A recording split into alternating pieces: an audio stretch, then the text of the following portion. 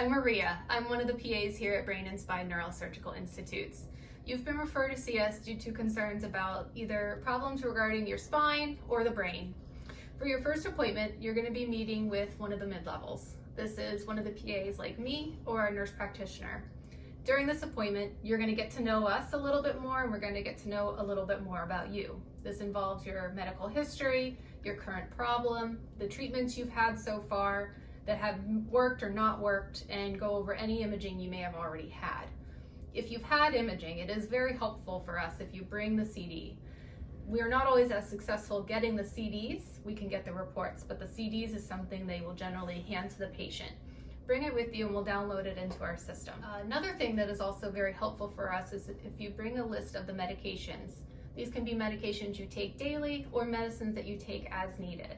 We get to avoid any possible side effects and drug interactions that way. And if we need to reach out to one of your doctors to make any possible adjustments, it helps us do that a little quicker.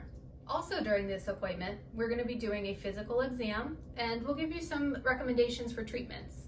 Surgery is something that we do in this office.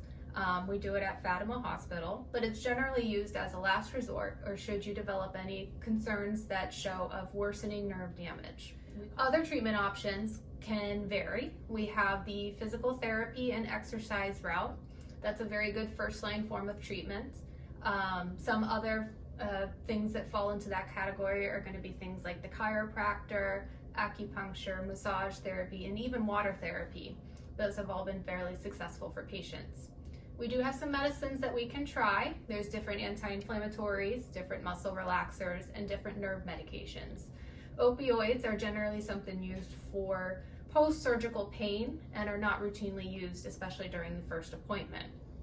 We also do perform steroid injections. Those are performed here in our offices by Dr. Doss and one of the other PAs. These are used to try to reduce the inflammation, and it's going to target right where the problem is. As a rule of thumb, we do require an MRI, and that will help us again ensure safety and location of where the problem is coming from. When we perform these injections, it is all X-ray guided, so we try to be as accurate as possible.